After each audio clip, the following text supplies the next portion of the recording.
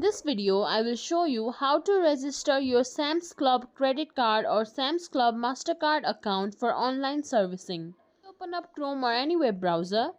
In the search bar, search for Synchrony Bank Sam's Club. Then hit search. Then you'll get this link from Synchrony Bank. Click on it. From here, click on Sign in the top right corner. Put in your user ID, your password, then log into your account. Or if you have not registered, you can simply click on I want to register or apply. Click on register. From here, put in your account number and your exact zip code. Then click on continue.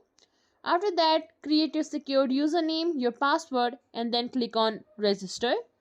After that, it will be registered.